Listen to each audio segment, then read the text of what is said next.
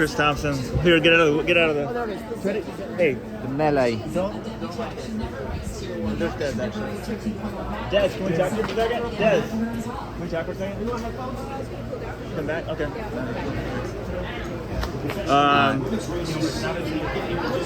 Winner of the first 5K of the New York City half. 10K. I checked it. I got to 10K. I did check it. That's what I said to the guys. I don't know why they kept going. I'd already had my ceremony. I got the But 10K win.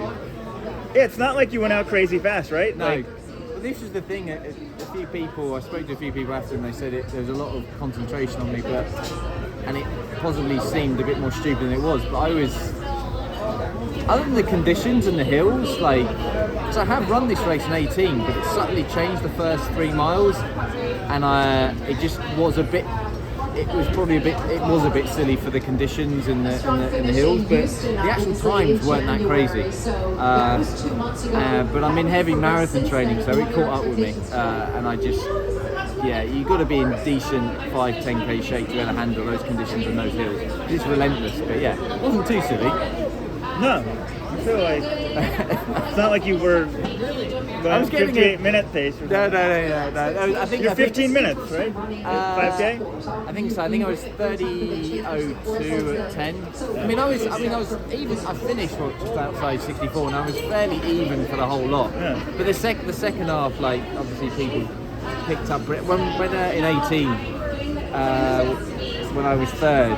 The second half was a lot quicker than the first, and I should have remembered that, and I didn't. But listen, I just got out. It was cold. I just wanted to warm up, and I think I got 800 meters thinking, what's everyone doing? Then I got 2 miles in thinking, oh well, this is what I'm doing now. So you got to just keep going. And then, are you doing London? As in 5 weeks. So yeah. How would you say your preparations for that again?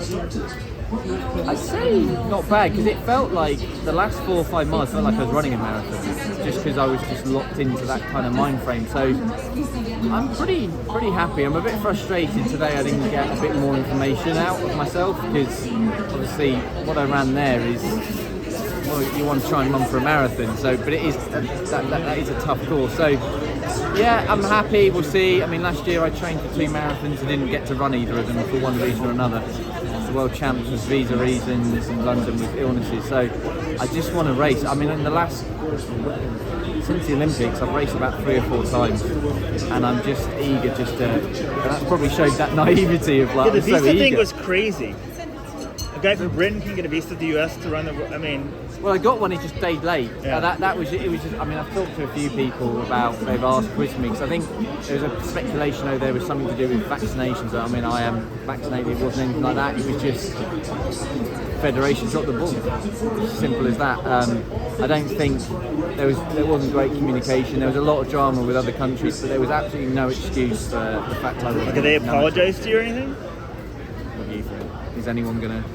And no one wants to take the blame for something like that, do they? So, yeah, I guess not. So London, what's the goal there?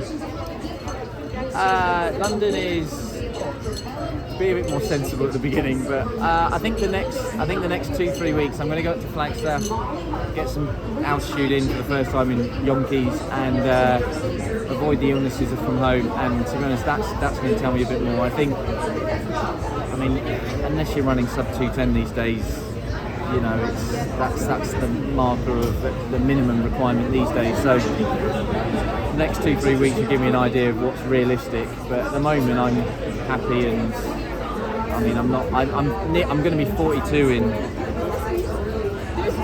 less than a month.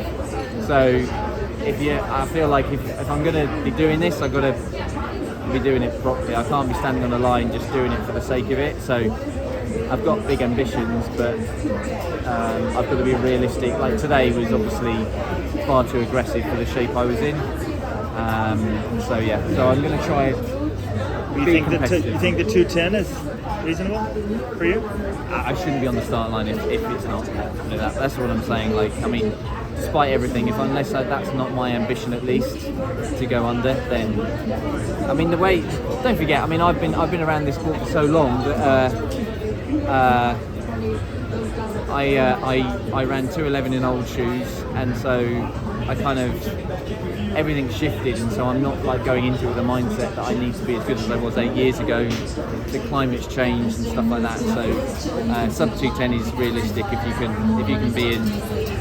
How much difference do you think the shoes make? Number? Yeah. On average, 4 minutes. 4 minutes. And I think, and again, every athlete varies. But I think there'll be. I think it's and again, that's just. I mean, but it's a fair field now in terms of everyone's very competitive. Everyone's searching. But I think, I mean, I'm still getting to grips with how, because I think learning to train with them is a big part of it as well. It's not just a case of just putting on these shoes. You'll learn how to work with them, how to train with them, and I think athletes are going to get quicker because it's new technology you're learning to work with, and it could get interesting. But yeah, everyone has their opinion, but I think, I mean, that's the thing. If you're in 213 in old shoe shape, you're breaking 210 potentially, aren't you? Yeah. I mean, so if you're in, you think you still can get 210 shape? Do you think you British Olympic team next year? Is that the goal? Yeah, well, our federation has just announced. Well, back to the World Championships anyway, they're not taking you unless they're not taking anyone on rankings. They're only taking if you run an A standard, and even then they have to decide if they think you're going to win a medal. So yeah, athletes. That seems crazy to us in the US. What do people in Britain say? I think it's crazy to everyone in the whole world. Are athletes sort of pushing back? Or what do people say, hey, I'll pay my own way? I mean, you shouldn't have to do that, but what's the downside of sending more athletes? The thing is, there's no logical reason for it. And I think when people look at it, it's not lucky, it's just money. We don't have any, and the athletes are suffering for it. So we've got we've announced, I don't know what the figure was, it was a stupid amount of debt that the federation's got after years of poor management and of the finances clearly, and now the athletes are the ones to suffer. Now amongst the athletes, they're feeling like, well, why on earth, why are we losing out? Why can't they find a way to take full teams, find a way to do this and the other? I don't know the ins and outs and the workings of it, but fundamentally there's no logic to it. It's not going to help the sport, it's not going to do anything, it's just going to frustrate athletes. A lot of athletes have been saying, like, if this policy was in back in the day, we're talking medalists who have won medals at World Olympics, are saying that I would never have made teams to go on to medal under this policy. No one thinks it's right. I don't even believe British Athletics thinks it's going to help. They must just think their hands are tied. But we need to fix the problem quick, because if we don't, we're going to lose a generation of athletes. We got to. Well, I say we got to sort it out. Am I wrong? I thought that maybe the same guy been at British Swimming and had a similar policy, and they said it worked well. Is that not accurate? So Jack Bagnish has come in, but he's inherited. He's come in, and it's going, and the group that's come in have to just decide what to do with the situation. They've not created that hole. It's come in. I mean, I may be stepping out of line. It's not his policy, you're saying? No, it's his policy. I'm saying he's not inherited the reasons why they've had to make these decisions. So they've made decisions, obviously, based on the finance situation. In my opinion, because they're not going to come out and say it's because he came out. I think he and said he's having sleepless nights over how much money they're in debt, but he didn't do it. It's like he's got it in front of him. He's coming to the role. I thought you were thinking it as he'd done it for performance reasons at swimming, so that's why he's doing it here. But I guess that's wrong. I mean, I again, this is just my opinion. I don't see why. I don't think. Well, if he is, then I stand corrected. No, I'm an American, 3,000 miles, barely knowing anything about this. So I thought maybe they were trying to rationalize it. I'd be very surprised. I don't know. I mean, the thing about it is, I mean, the UK is we've been very. The UK has been we've been very spoiled over the last 10 odd years. When you look at the star athletes we've had athletes that like Mo and Laura Muir and now Keely Hodgkinson. You've got athletes who are superstars that you can bank on medaling championship and championship, and it looks great. And underneath that, it's like you still need to give the opportunity to get the next one to them. Yeah, but also you guys had the Olympics in 2012. I thought there'd be some huge legacy for Olympic sport, and you'd have all this money. Where's that? That's what everyone's promising us here. 2020, You tell me. I mean, 2028, America Olympics running will be so popular afterwards. Is that not how it works out? But again, I guess it's because we had two world champs in 2017.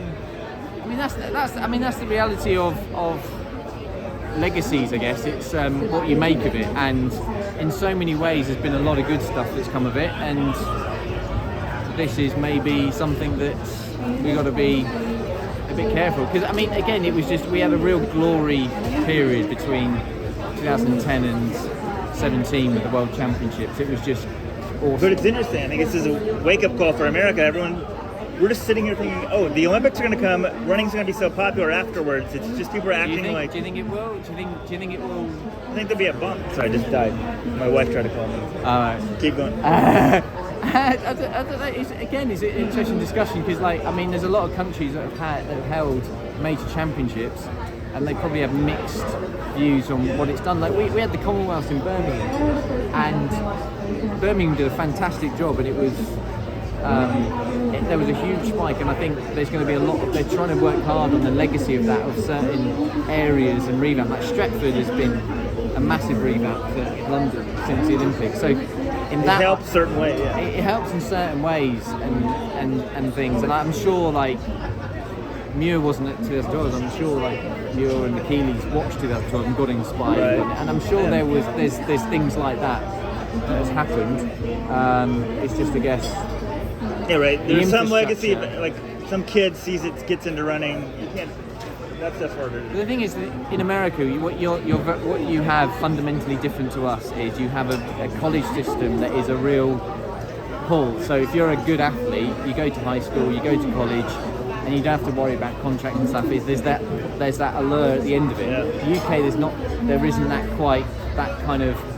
There's a defining moment where I can start looking for contracts. If I get to this point and run well in the NCAAs or the booster equivalent in the UK, there's not quite that clear cut thing. Yeah. And so we're more reliant on the federation to help us take us to championships and give us funding and stuff. We're more reliant on it, whereas here you can kind of pave your own path a little bit, it feels like. So no matter how you feel about USATF, as long as you're taking a full we don't need matter. A lot of stuff. Well, you know, you've got first three across the line, they go. Whereas for us, we don't have the collegiate system. So many Brits come here, don't they? Yeah. So many.